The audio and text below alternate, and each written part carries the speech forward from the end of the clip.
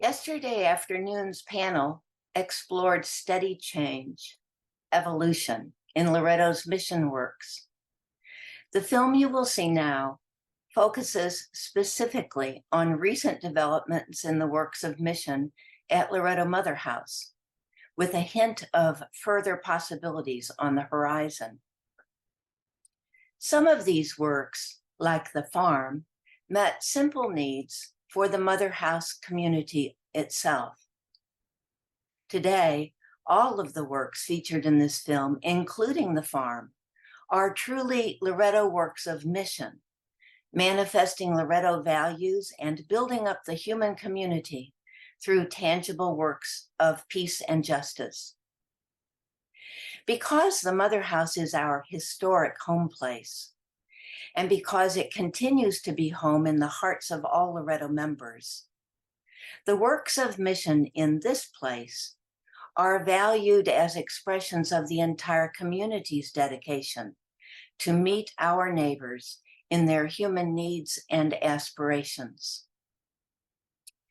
As the film will show, the Motherhouse works of mission are built on firm foundations, are making significant contributions in the present time, and at the same time are putting things in motion for the long term, for the promising future. Before the land at Loretto Motherhouse was ours, it belonged to other settlers. The last settler before us was Stephen Baden. But before all the individual settlers, there were the peoples of the forest, the Eastern Native Americans. And before them, the land, the soil, the water, the trees, the rocks, the hills, the knobs. All of this created goodness had its own mission, and it still does. We've come to understand that our best practices on the land will be those that the land's own sense of mission dictates. And it is our task to understand that mission. In this film, you will see first Angela Rakes and then Cody Rakes, a husband and wife team who have been helping very, very much in the most practical ways to listen to the mission of the land. On a lovely fall day, pulling into the main drive, the pumpkin wagon sits, waiting for visitors to pick their own pumpkin for purchase. Other times of the year, this wagon may be filled with watermelons or other produce purchased from local farmers.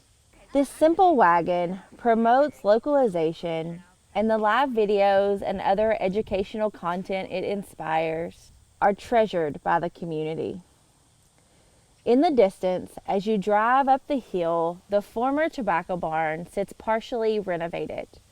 In a collaborative effort between the many Motherhouse entities, this space will be an education and event center that brings together our history and our future.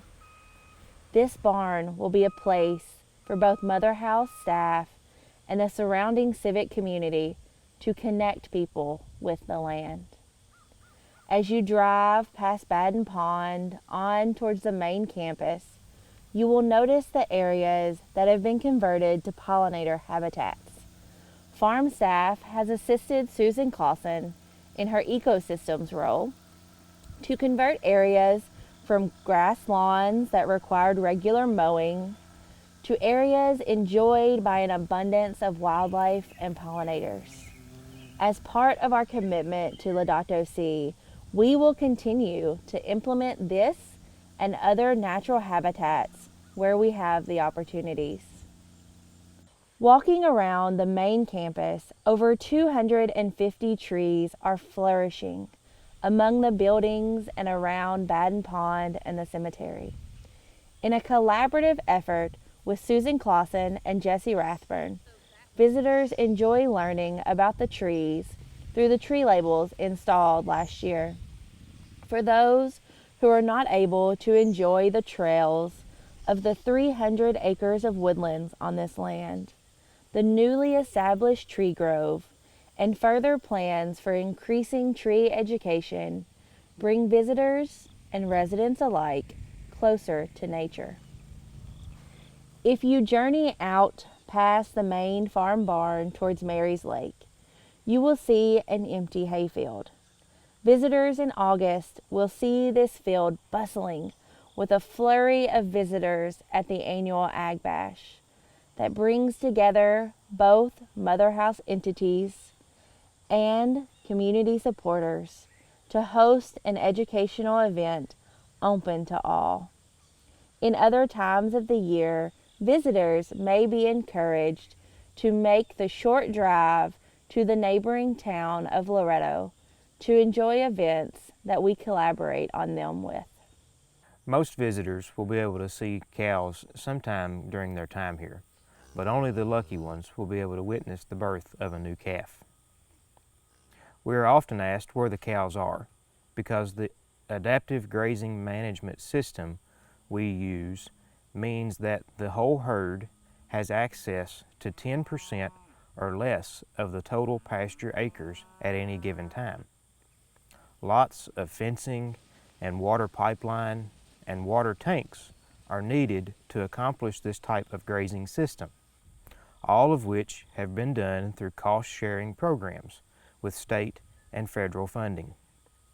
By keeping the cattle on the move, like bison in pre-colonial times, we are rebuilding the life in the soil and sequestering carbon as an effort to combat climate change. Being in the heart of bourbon country means that corn is a big business. Our rotation of corn and soybeans and now wheat has had big impacts on improving the financial stability of the farm to the point that all the inputs and a portion of the staff costs are covered by farm income. But profitability isn't our only motivator for growing corn.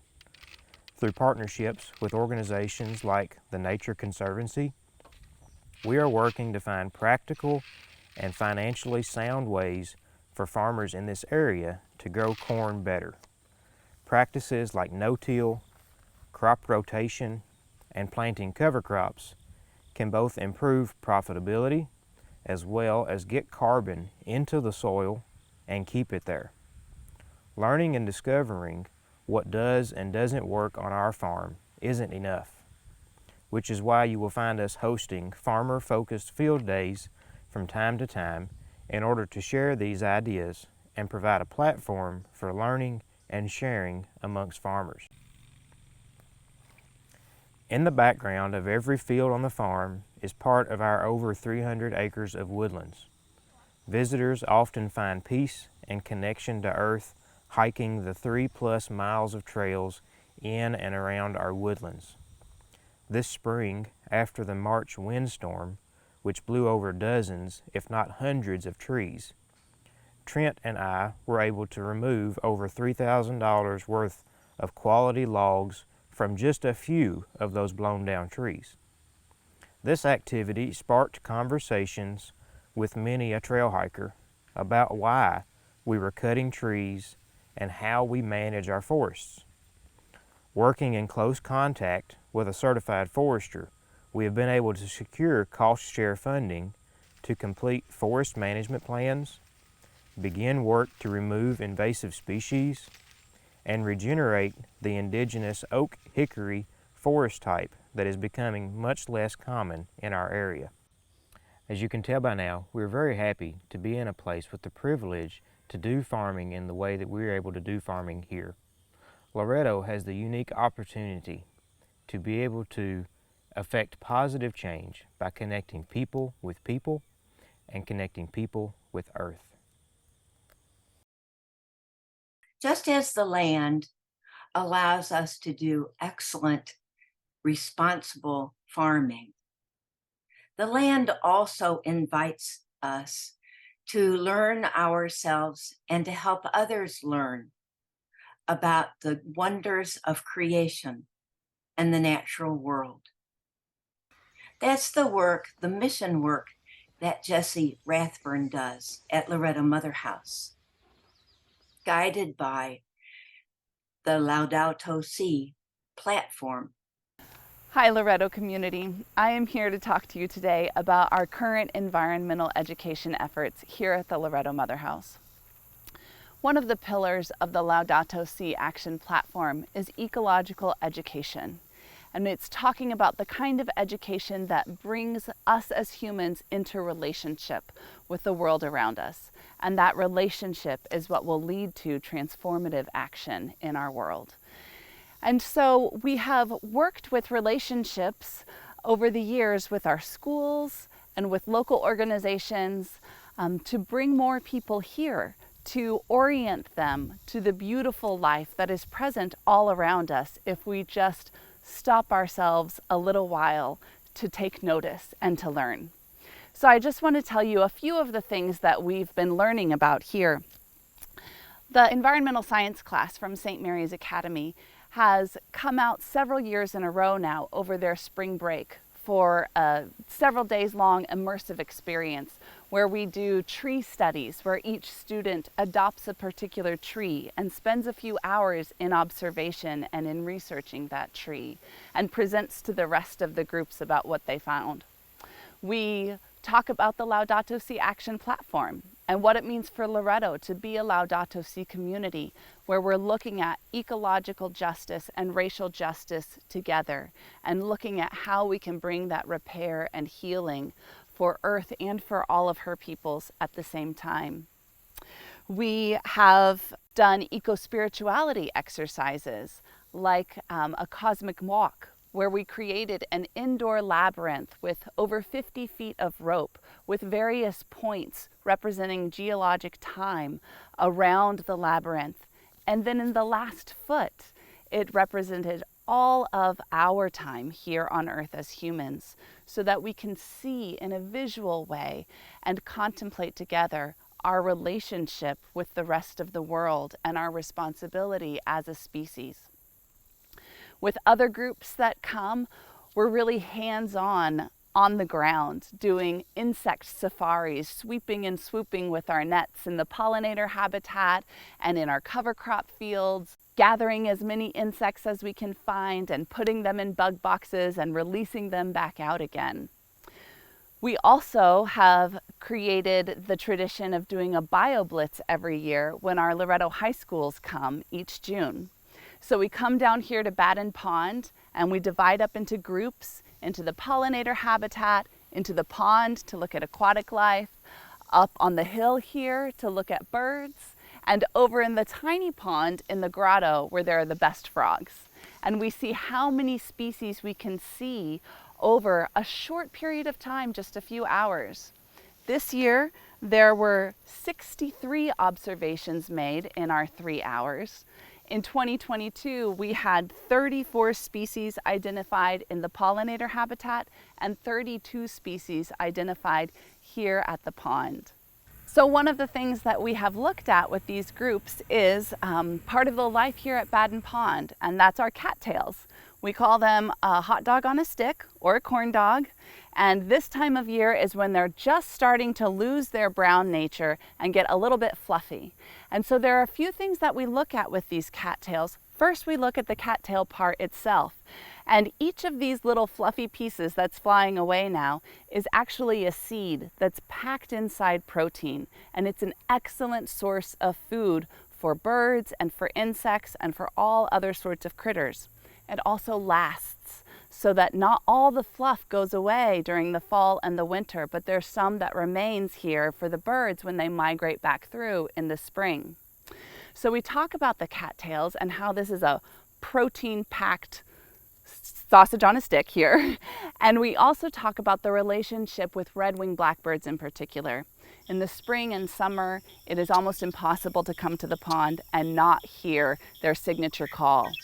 And the red-winged blackbirds nest down at the base of the cattails so that they can't be seen. And that's where the female stays. And then the male goes on top and flashes his beautiful feathers, his beautiful colors, and gives that loud cry and distracts all the predators from the female who's hiding down at the base of the cattail. We talk about the ways that the cattail reproduces, both through the seeds that float off through the air and through the roots that move through the water, and we practice moving like the roots through the edges of the water. And we also talk about the fronds of the cattail and the important place that they had in indigenous communities, and how fronds like this were the foundation for baskets, for tools, for clothing, for pillows, for all sorts of things. And the students come together and try to weave the fronds and try to make some of these things. So just by looking at this one species, we learn about so many interconnections with history of people who were here long before us, with other species, and we can manage the pond to help increase our habitat for all of these species. And so as we think about our role as educators, what that has meant over the centuries and what that means for us now, we have been honing our skills with groups with whom we are already in relationship with, our schools, both the students and the teachers, and like-minded organizations in the area. And we are poising ourselves to expand those efforts when the time is right, as we develop more relationships with local folks in the area, with schools, with churches, with scout troops, so that more people can come and not only share in the beauty of this place and in the spirituality of this place, but really learn the intricacies of life all around them, to develop those relationships, to set us up for being a community of people of transformative action. Sharing peace and rest was begun by the Sisters of Loretto long ago, when the first retreats for alumni of the various Loretto schools was held at Loretto Motherhouse in the late 1800s. In the 1970s, Sisters Rosinette Liddell and Jane Marie Richardson each envisioned a place of peace as an active mission of the Loretto community at the Motherhouse. Now, close to the 50th year for the retreat centers of Nobbs Haven and Cedars of Peace, Joanne Gates and Susan Clausen continue this active mission. What's most essential about Nobbs Haven and Cedars of Peace hasn't really changed over the years. I think of it like a ripple in the water, rippling out to welcome a broader variety of people and adapt to an ever-changing context. But let's begin now by settling into the quiet.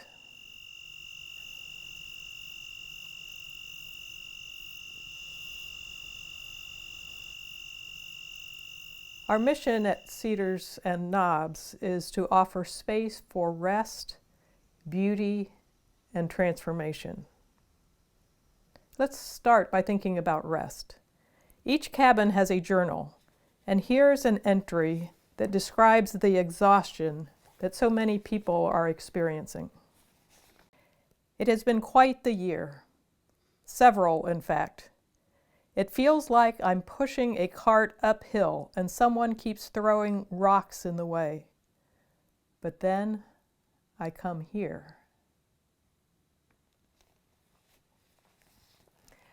We may tend to think of rest as only personal, but it's more than that.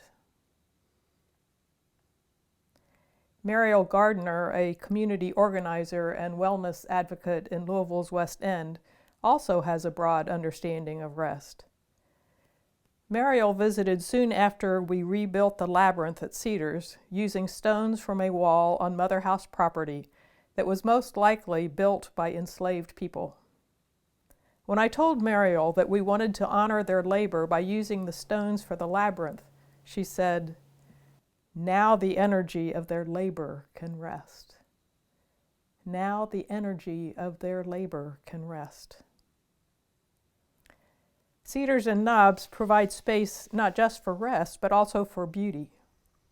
In a culture that confuses beauty with glamour, it's critical to recover the power of beauty that's real, the natural beauty of this land, of the buildings, the beauty people discover within themselves. The native flowers were unusually beautiful this summer because of the managed burn that the farm staff conducted in the spring. Beauty that energizes and inspires the creativity needed in our lives and world is often forged from struggle.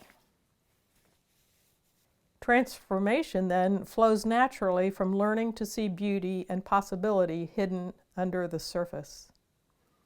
The physical space at Cedars embodies the transformation of materials, like the siding of the pool house, which is now the trim in the cabin we're renovating.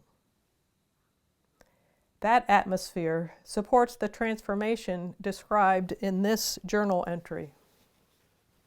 After many years of struggle with women and children facing drug violence, deaths, and murder, poverty, unjust wages, insecurity, sacred silence has planted seeds of reconciliation, compassion, mercy, forgiveness, consolation, peace, gratitude, and an ever deeper solidarity.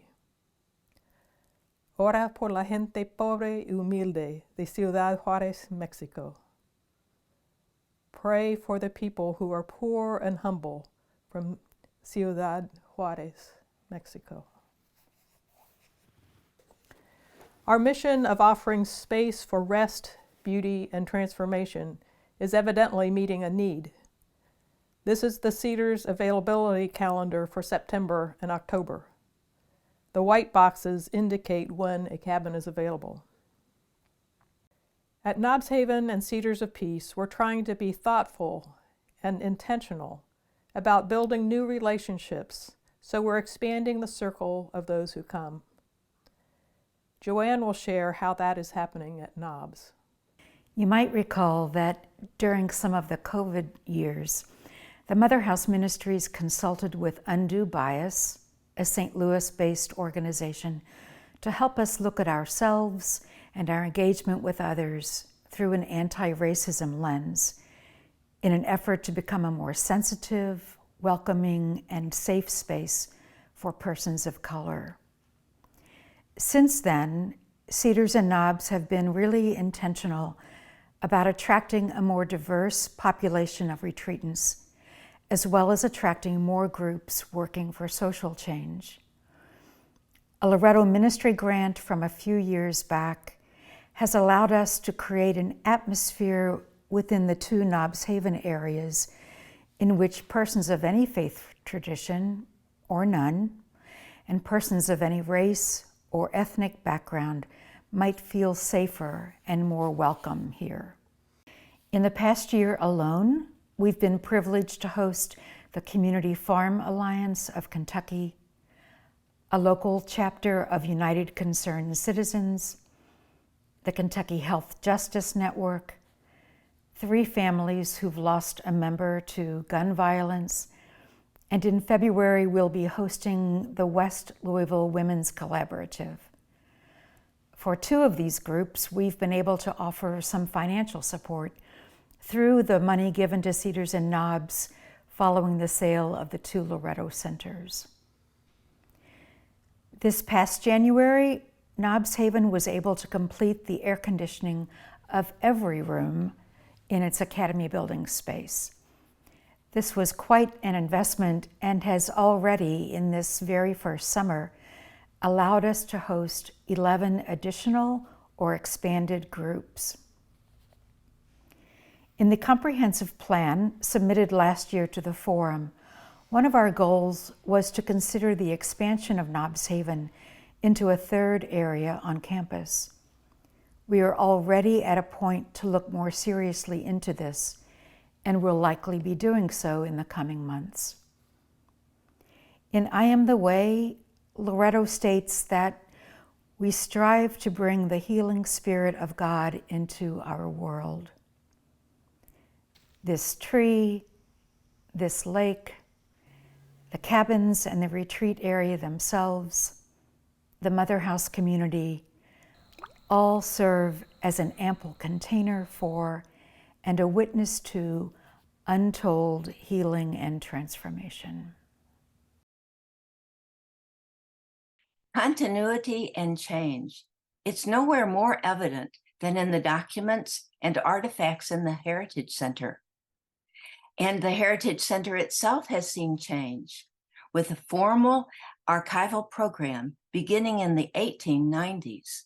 Today, the Heritage Center is headed up by Susanna Pyatt, leading a very talented group of professionals. So as Eleanor has mentioned, there's been a lot of changes to the Heritage Center since the 1890s. One of the things is that we're now a Heritage Center rather than just the archives. So we do still have the paper collections, photographs, videos, all sorts of archival materials. We also have several thousand artifacts, and we have about 4 rooms of exhibit space in the old auditorium here on campus. Another transition in the past couple of years has been from the staff being sisters to being lay people hired from outside of the congregation. So currently we have 2 full-time staff people. There's me, I'm Susanna, I'm the director, and also manage the artifact collections and exhibits. And then Reba is our archivist. We have 2 archives assistants who mainly help Reba with the archives tasks. We have 1 part-time remote intern who's working on processing a digital photo collection.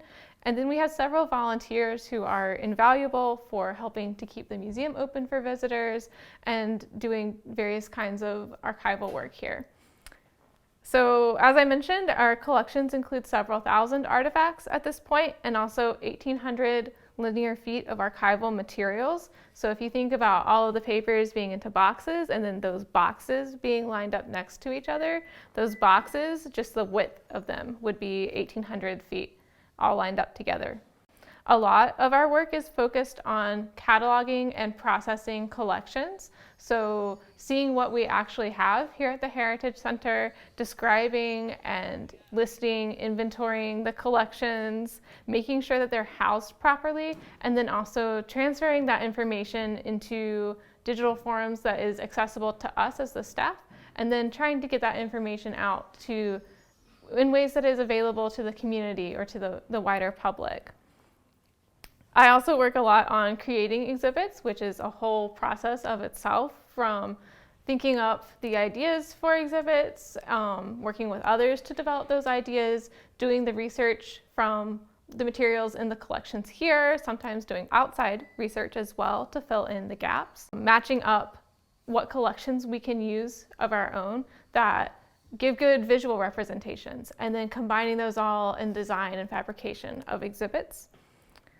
All of us here on the staff are working on researching and writing blog posts to highlight different aspects of our work or different aspects of the collections here and of Loretto's story. We do a lot of work updating the member database with over 3,000 members. It is quite a lot of biographical information to enter into the computer so that is more searchable for everyone.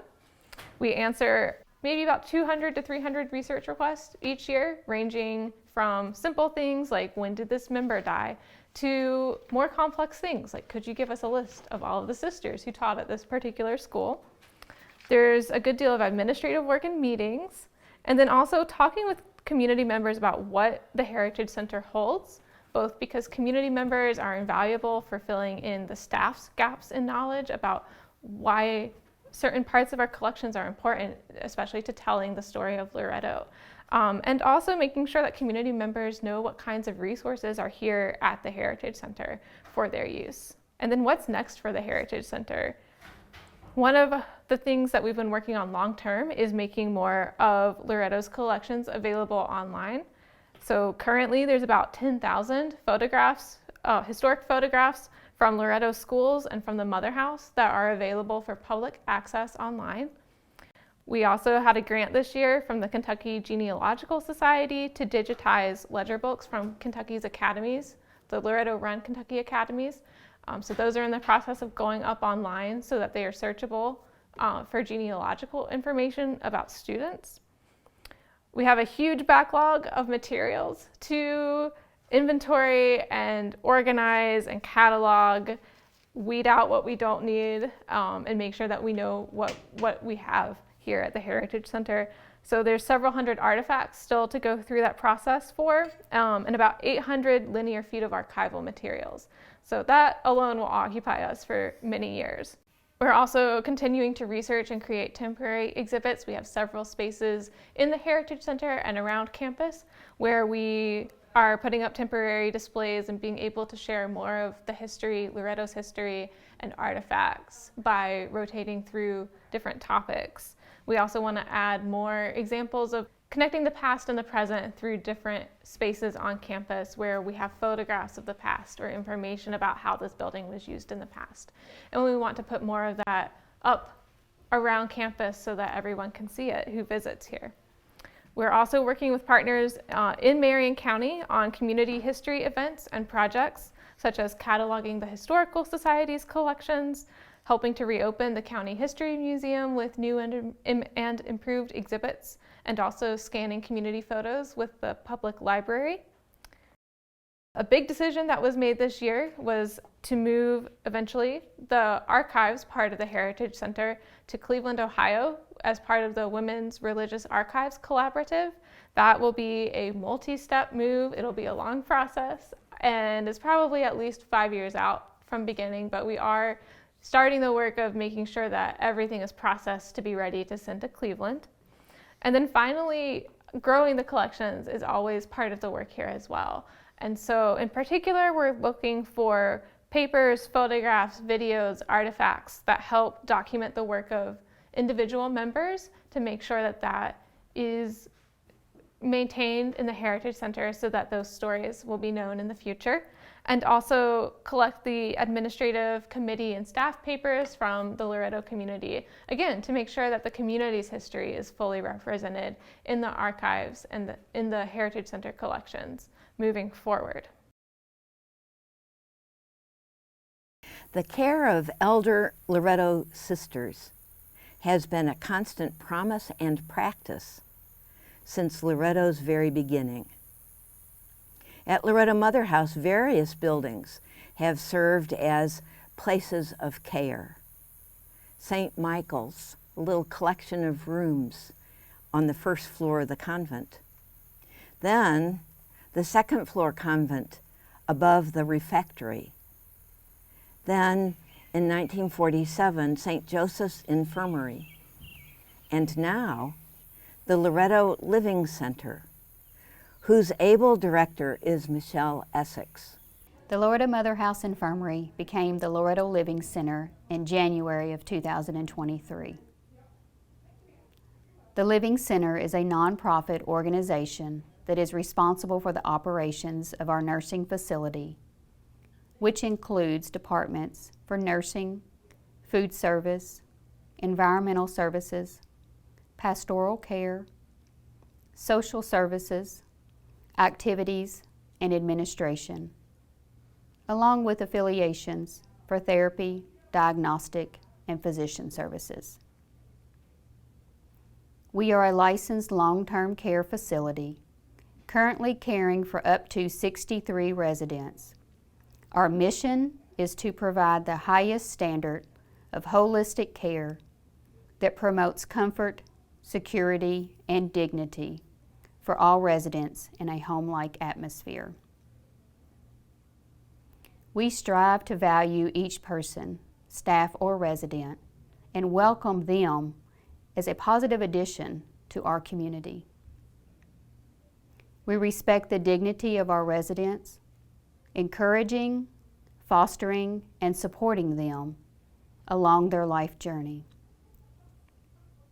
We recognize the rights and individual freedoms of all people and encourage that freedom towards the health, personal fulfillment, and happiness of each of our residents. We value the dedication and reliability of our staff, residents, and extended community. Together we care for each other with compassion and love. Just about every work of mission requires supports and facilities, and they need to be reliable and flexible. They need to be coordinated. Loretto Motherhouse has been very fortunate. With 780 acres, we have a big facility for mission.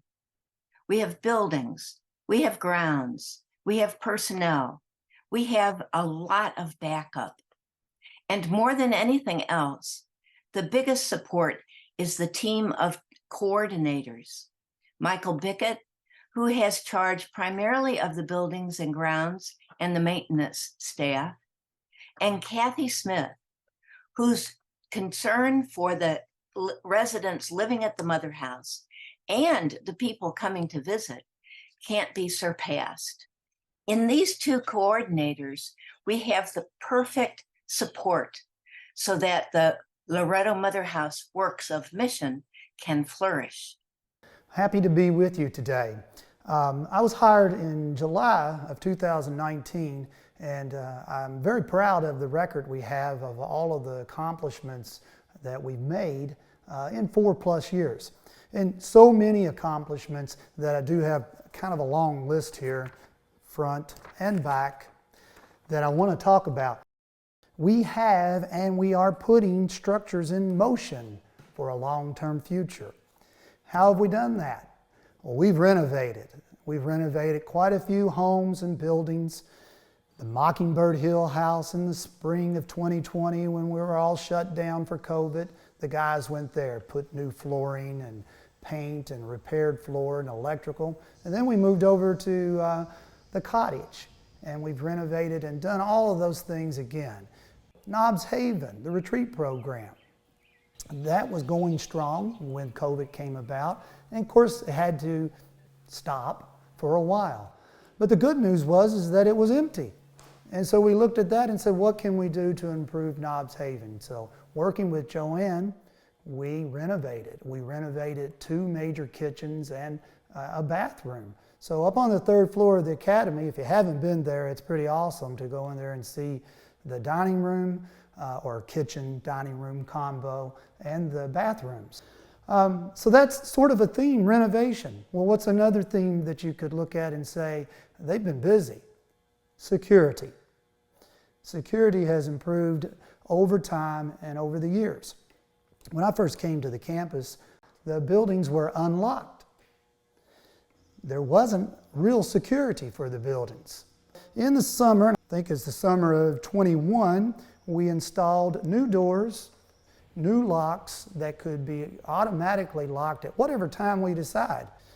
How else have we made things safer?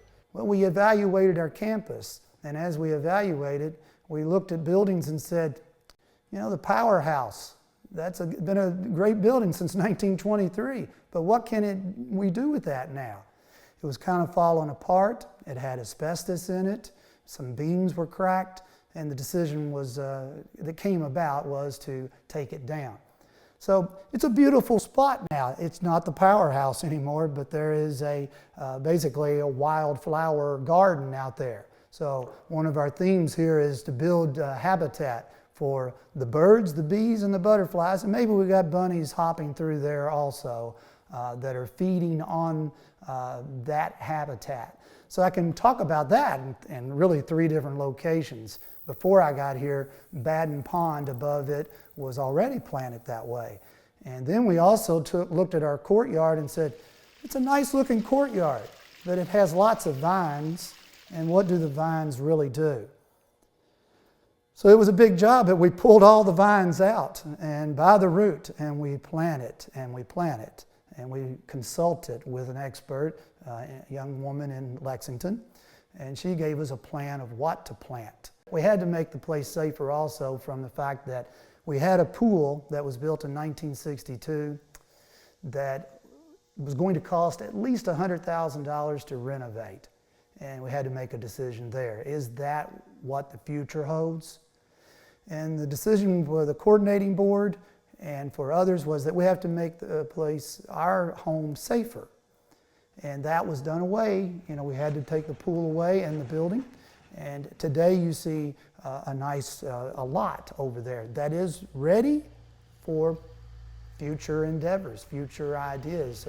What will that be? I'm not sure, but it's got lots of possibilities. We built a pavilion out at Mary's Lake, and it is a beautiful spot to educate students. We're working on a tobacco barn that's going to be an educational facility that students can visit and see 4 or 5 different habitats and study there. We are still busy with other upgrades. We have an electric charging station now. Sidewalks have been replaced and smoothed out, asbestos removed. So we're busy and we're planning to create those plans and to make those plans for the future. Other things have been done. Underground utilities have been mapped. We've had our property evaluation has been done by Catholic Mutual. We're planning for the future because there's a great future to look ahead to, and plan for. In recent decades, we've been fortunate to have a coordinator of resident services, and the most recent person to serve in that role is Kathy Smith. Yep. So, who is preparing us to move forward into the future? I do attend a lot of meetings in order to prepare for the future, and I do spend a lot of time talking to the residents here so they understand what it is we're doing, where we'd like to go, and what's possible, and that they too are a part of the journey. Right. So, following up on just that sentence, talk about the church. The current church remodel that we're undertaking, well, it was brought to us a year ago, July, that we should possibly now take out the raised 3 steps because we had so many people that were not able to do the steps anymore. And so we started listening to people, asking people what would be helpful, how could we go about it. Our men felt they were able to do the work. What would we do with the altar? How could we make it more user-friendly? And once again, I went to a lot of meetings, spent a lot of time talking to people and allowing people to express what was so important to them about the church, what we should keep, what we should do. It took a lot of time, but I think we're there. We're just now to the exploration point of how we would arrange it now. The consultant that we worked with said once we move the steps out, leave it for at least a couple of months and just live into the space, and then you will know the next right move. And that's where we are. So it's been a group project. I think everyone has felt some bit of ownership with it and trying to value what an important sacred place it is, but how we might use it in the future or be closer together was really the focus of making the change. Right. So let's talk about the artist in residence as a thing for the future that started in the present. Well, I believe it was you yourself who came up with the idea to have artists in residence and use the space in Jean Duber's gallery, because at the time we were still sort of locked down with COVID, but we knew we had space to share. So Michael and I talked about it and decided we'd be certainly willing and open to share the space. You reached out to the Kentucky Foundation for Women. They were excited because their very own hopscotch house was being renovated at the time, and they didn't have a place for their artists to go and do their work. So we said Jean's gallery and the Valley House could be used simultaneously, or whatever. We would work out a calendar and the space, and that they could come here and do writing or art or painting. One lady did photography. A lady did fiber art and paper art, but we found a way to make this work by working with them and saying we had this space to share. One of the things we would like from them is to tell our residents what each individual artist is doing, and we came up with to putting them on News on the Hill, a little segment each week that we do here in-house on the closed circuit TV, so the residents could know what the artists were doing and how they were finding the space out here, or what was inspiring them to do whatever kind of art they were doing. And it has been a wonderful program. About when we end this current session, about December 10th, we will have had 44 artists since June of 2022. And it's exciting. I see the Artists as Residents program as one that we can continue into the future. The Kentucky Foundation for Women is excited to be partnering with us. They would like to continue to partner in the future because they don't know what they're doing with their hopscotch house. And another way is maybe with Center College, that we could have students or artists or people out here to share our space. And I see that as a great possibility for our future here at the Motherhouse. Mm-hmm. You spend a lot of time communicating with individuals. I do. Hearing is a big it's not a problem, but it's a big issue here. Some people are visual learners, some people hear it better. So when they don't get the information correct, I try to be sure they have the right information. So I do meet with a lot of people one-on-one to try to be sure what they heard is the correct information. Because you may have heard it this way, but at dinner you heard so-and-so say this, and so now the story has changed way different than the intentional message. So I try to make sure they hear the right message, and then we can move forward. Mm-hmm. And while we're planning for the future in so many different ways. Yes, that's a big part, like with governments, how it impacts all of us.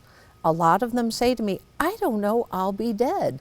And I say, yes, but you are a part of us now, and what you think about how we'll go into the future really matters. So I am interested in what your thought is, even if you don't want to get up and share it with the whole community.